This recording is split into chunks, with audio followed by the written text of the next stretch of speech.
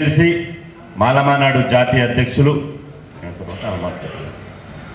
మాలమానాడు జాతీయ అధ్యక్షుడు అన్న అద్దంకి దయాకరణ గారిని మాట్లాడవలసిందే కోరుతున్నాం. జై బీసీ,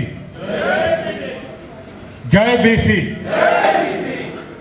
జై బీసీ, జై భీమ్.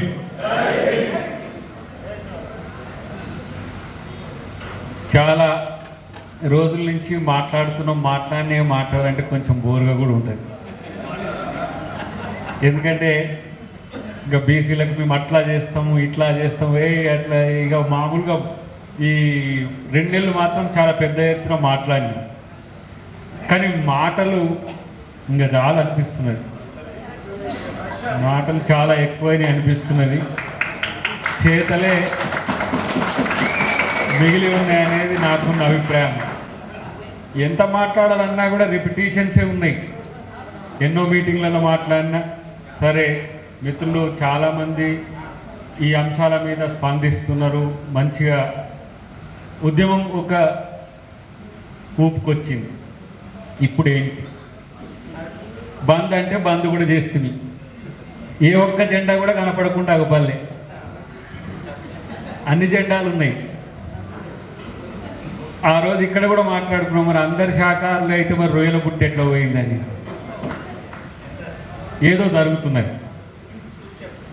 ఇప్పుడు న్యాయస్థానాల్లో మనోళ్ళు ఉంటే దాడి చేసినా కూడా స్పందన లేదు.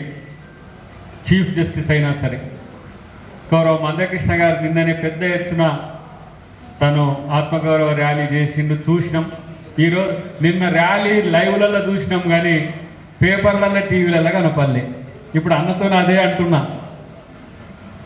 అరే నీ అమ్మ 4 కూర్చుంటేనే ఫ్రంట్ పేజీ వార్తలు అయితే మన వాళ్ళు 400 మంది కూర్చుంటే అన్న మూలకు చూడాల్సి వస్తుంది కూతంత వేసుకొని, ఇదేం కథ అని. వాళ్ళందరూ పేరు మోసిన మేధావులు ఒక్కొక్కరిని చూస్తే భయం అవుతుంది. ఇలాంటి పరిస్థితి, దీనికి కారణం భారతదేశంలో ఉన్న వివక్ష.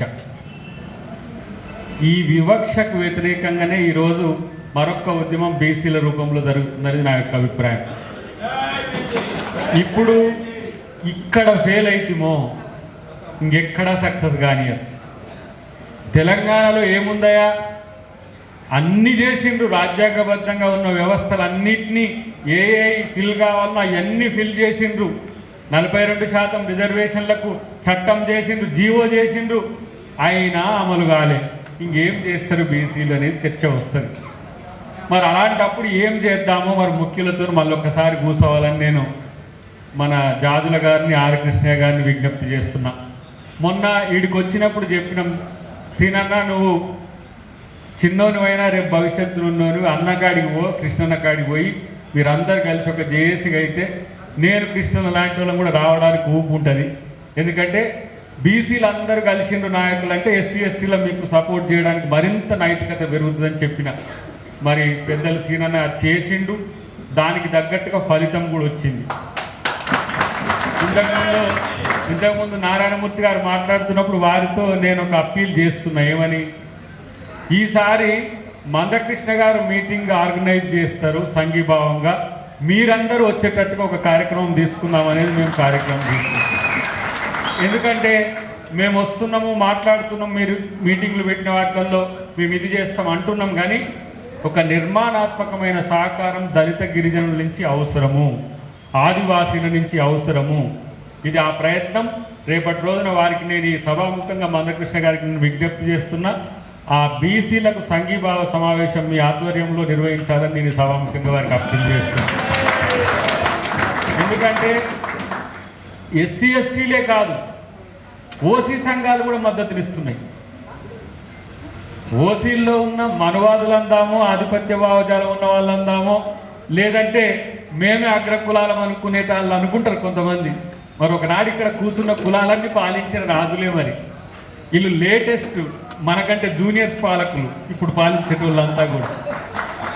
మహర్లు కానీ బీసీలు కానీ పాలించిన రాజ్యం ఏంది? 635 గణరాజ్యాలకు రాజులు ఎవరు? ఇలా జంబూ కూడా మొదటి రాజుని ప్రతిసారి చెప్తున్నాం కూడా. సద్బ్రాహ్మణుడు చదివే దాంట్లో కూడా జంబూ ద్వీపస్య అనే ఉంటుంది. జంబూ కూడా ఎవరంటే మహాదిగ, మహాదిగ ఎవరంటే మాదిగ. మరి మేము మాదిగల మొట్టమొదటే పాలించిన వాళ్ళం కదా ఈ దేశాన్ని, ఈ జంబూ ద్వీపాన్ని. బీసీలు పాలించిండ్రు, ఎస్టీలు పాలించిండ్రు. ఇప్పుడు గోండ్వాన రాజ్యం ఎక్కడిది? గోండులు పాలించిన రాజ్యమే కాదు. కాబట్టి మనకు రాజ్యాలు లేవు, మనం పాలితులం మాత్రమే కాదు, పాలకులం కావాలంటే చేసే మరో పోరాటంలో ఇది కూడా ఒక అంచె మాత్రమే అనేది నాకు అంచనా. ఇలా మేము కాంగ్రెస్ పార్టీ గురించి మా అనిల్ గారు చెప్తారు, మా పెద్ద ఆయన మధుసూదనాచారి గారు టీఆర్ఎస్ పార్టీ యొక్క భాగస్వామ్యం గురించి చెప్తాడు. ఇలా నేను కాంగ్రెస్ పార్టీగా ఉన్నా, నేను మాలమానాడుగా ఉన్నా కాబట్టి నా సామాజిక బాధ్యత ఒకటి ఉన్నది.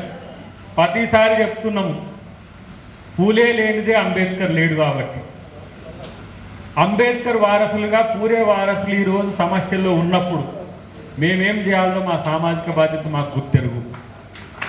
దాని మీద చాలా సీరియస్గా ఉంటున్నాం.